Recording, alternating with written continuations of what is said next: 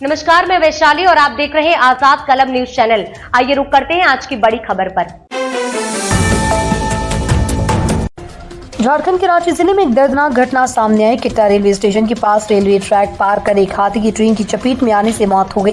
यह हादसा तब हुआ जब हाथियों का झुंड ट्रैक पार कर रहा था और उसी समय हटिया टाटा पैसेंजर ट्रेन से वहां से गुजर रही थी। हादसे के बाद रेलवे प्रशासन और वन विभाग की टीम मौके पर पहुंची और हाथी के शव को हटाकर मामले की जाँच शुरू कर दी। हादसा रांची जिले के मोरी रोड स्थित किट्टा रेलवे स्टेशन के पास पर जानकारी के अनुसार मऊआडी के घने जंगलों में हाथियों का झुंड गुजर रहा था और उसी दौरान हटिया टाटा पैसेंजर ट्रेन तेज रफ्तार से वहां से निकली। अचानक एक हाथी ट्रेन की चपेट में आ गया और उसकी मौके पर ही मौत हो गई। ट्रेन के टकराने के बाद रेलवे ट्रैक पर हड़कंप मच गया।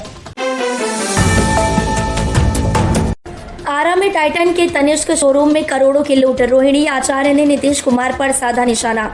आरा में बिहार के आरा में स्थित तनिष्क ज्वेलरी शोरूम में करोड़ों रुपए की लूट की घटना ने पूरे प्रदेश में हड़कंप मचा दिया है। इस घटना के बाद राज्य की कानून व्यवस्था पर गंभीर सवाल उठाए जा रहे हैं। राजद सुप्रीमो लालू प्रसाद यादव की बेटी रोहिणी आचार्य ने इस मामले में बिहार के मुख्यमंत्री नीतीश कुमार को आड़े हाथों लेते हुए उनकी सरकार को बेबस, असफल और निकम्मी करार दिया है। यह घटना आरा जिले के गोपाली चौक स्थित तनिष्क ज्वेलरी शोरूम में 9 मार्च को हुई। 8-9 सशस्त्र लुटेरों ने इस वारदात को दिन दहाड़े अंजाम दिया। चैंपियंस ट्रॉफी 2025 में भारत की ऐतिहासिक जीत के बाद देवास शहर में कुछ युवाओं के ने जश्न के नाम पर जमकर उत्पात मचाया। युवकों ने न केवल पुलिस से बदसलूकी की बल्कि पुलिस वाहन तोड़ने की भी कोशिश की। इसके बाद पुलिस ने सख्त कार्रवाई करते हुए सभी उपद्रवियों पर गिरफ्तार किया, उनके सर मुंडवाए और एमजी रोड पर जुलूस निकाला। रविवार रात को जैसे ही भारत ने चैंपियंस ट्रॉफी 2025 का खिताब अपने नाम किया, वैसे ही देवास शहर के सयाजी द्वार पर हजारों की भीड़ इकट्ठा हो गई। लोग जमकर पटाखे फोड़ने लगे और सड़कों पर बम फोड़ने लगे। इस दौरान पैदल यात्रियों और वाहनों चालकों को काफी दिक्कतों का छत्तीसगढ़ के पूर्व मुख्यमंत्री और कांग्रेस के वरिष्ठ नेता भूपेश बघेल के घर पर प्रवर्तन निदेशालय ने छापा मारा, जिसमें बड़ी मात्रा में नकदी बरामद हुई। ये कार्रवाई कथित शराब घोटाले से जुड़ी बताई जा रही है। ईडी की इस कार्रवाई के बाद राज्य में राजनीतिक हलचल तेज हो गई। ऐसे में सवाल उठता है कि भूपेश बघेल की कुल संपत्ति कितनी है, ये जानते हैं। ईडी की टीम ने छापे मारकर भूपेश बघेल के रायपुर स्थित आवास से बड़ी मात्रा में नकदी बरामद की। अधिकारियों के मुताबिक 33 लाख रुपए से अधिक की नकदी जब्त की गई। इसके बाद नोट गिनने की मशीन मंगाई गई ताकि सही आंकड़ा पता लगाया जा सके। ईडी की टीम जब छापे के बाद वापस लौट रही थी तो कथित तौर पर कांग्रेस कार्यकर्ताओं ने हमला कर दिया। अधिकारियों का आरोप है कि गुस्साए कांग्रेस कार्यकर्ताओं ने ईडी टीम को निशाना बनाया, जिससे माहौल तनावपूर्ण हो गया। इस पूरे घटनाक्रम के बाद छत्तीसगढ़ में राजनीतिक आरोप प्रत्यारोप शुरू हो गए। बिहार में बागेश्वर धाम पीठाधीश्वर पंडित धीरेन्द्र कृष्ण शास्त्री के बयान को लेकर राजनीतिक हलचल तेज हो गई। उन्होंने भारत को हिंदू राष्ट्र घोषित करने के लिए संविधान संशोधन की मांग की, जिस पर विपक्षी दलों ने कड़ी आपत्ति जताई। चुनावी रणनीतिकार ने नेता बने प्रशांत किशोर, राजद और कांग्रेस ने बाबा के बयान को लेकर बीजेपी पर भी निशाना साधा। प्रशांत किशोर ने धीरेन्द्र शास्त्री के बयान पर कड़ी प्रतिक्रिया दिया और कहा कि देश संविधान से चलता है, न कि बाबाओं के आदेश से। उन्होंने कहा, बाबा को अपनी राय रखने का हक है, लेकिन देश के कानून संसद में बनते हैं, बाबाओं की अदालत में नहीं। उन्होंने बीजेपी पर तंज कसते हुए कहा, कुछ नेता धीरेन्द्र शास्त्री के बयान का समर्थन करके राजनीतिक लाभ लेना चाहते हैं। प्रशांत किशोर ने बीजेपी नेताओं को चुनौती दी कि अगर उनमें हिम्मत है तो वो संसद में हिंदू राष्ट्र का मुद्दा उठाएं। दिल्ली में आम आदमी पार्टी की हार के बाद नेता आतिशी का बयान चर्चा में। उन्होंने कहा, पार्टी के लोग पहले भी अच्छी नौकरियों में थे और उन्होंने राजनीति में आने के लिए अपने करियर को छोड़ा था। अगर हम हार गए तो हम अपनी नौकरियों पर लौट जाएंगे। आप नेता आतिशी ने कहा, पार्टी के लोग पहले से ही अच्छे पदों पर कार्यरत थे, उन्होंने राजनीति में आने के लिए अपनी अच्छी नौकरियां छोड़ दी। अगर जनता हमें स्वीकार नहीं करती तो हम फिर से अपनी पुरानी नौकरियों पर लौट जाएंगे। ये बयान उन्होंने गोवा में पार्टी कार्यकर्ताओं को संबोधित करते हुए दिया। आतिशी ने दक्षिणी गोवा में आपके नए कार्यालय का उद्घाटन किया और कहा कि पार्टी आम आदमी के अधिकारों की लड़ाई लड़ रही है और न ही किसी निजी स्वार्थ के लिए।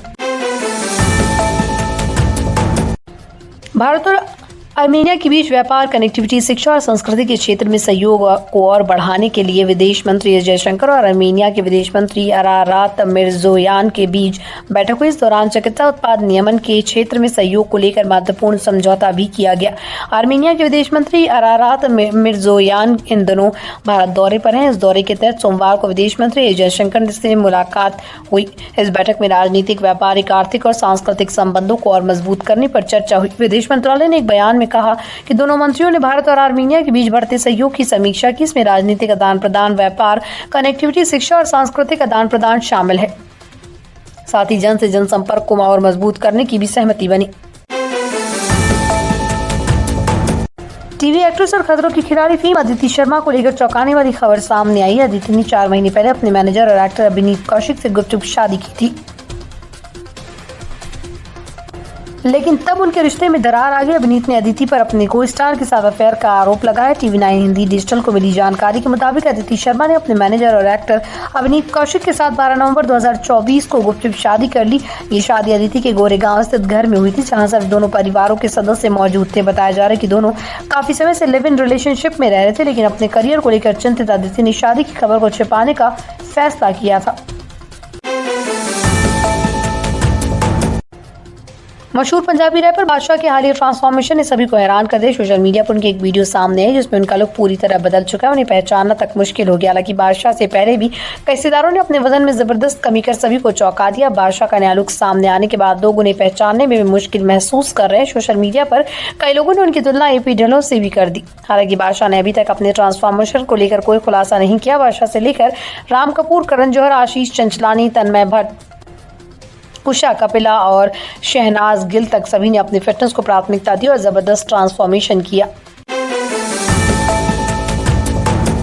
बॉलीवुड में अपनी शुरुआत कर चुके अभिनेता वीर पहाड़िया इन दिनों अपनी फिल्म स्काई फोर्स के डांस स्टेप्स को लेकर सोशल मीडिया पर चर्चा में है। फिल्म में उनके डांस स्टेप को काफी ट्रोल किया गया, लेकिन वीर ने ट्रोलर्स को जवाब देते हुए कहा ये ट्रोलिंग उनके लिए विशेष थी और इसकी उनकी पहचान को भी बहुत फायदा हुआ। ये जानते हैं वीर ने ट्रोलिंग पर क्या प्रतिक्रिया दी और इससे किस तरह का फायदा हुआ। वीर पहाड़िया ने हाल ही में एक इंटरव्यू में ट्रोलिंग को लेकर अपने विचार साझे किए। उन्होंने कहा अब मैं ट्रोल होने के लिए जीता रहूंगा। जिसने जो फैसला लिया उसने सभी को चौंका दिया। रंग गाने में आज डांस स्टेप वायरल हुआ, मुझे बहुत पसंद आया। सर्वश्रेष्ठ टीम की घोषणा की जिसमें भारतीय कप्तान रंग गाने में जो डांस स्टेप वायरल हुआ मुझे बहुत पसंद आया। अब मैं उन्हीं एक्ट्रेस की श्रेणी में गया हूं जिन्हें ट्रोल किया जाता है। पहले मुझे कौन जानता था, लेकिन अब अगर मैं कुछ भी अजीब करता हूं तो लोग मुझे पहचानते हैं। मैंने ये भी कहा कि ट्रोलिंग की वजह से अब उनकी सोशल मीडिया प्रोफाइल भी चर्चा में आ गई और इससे उनका काम को पहचान मिल रही है।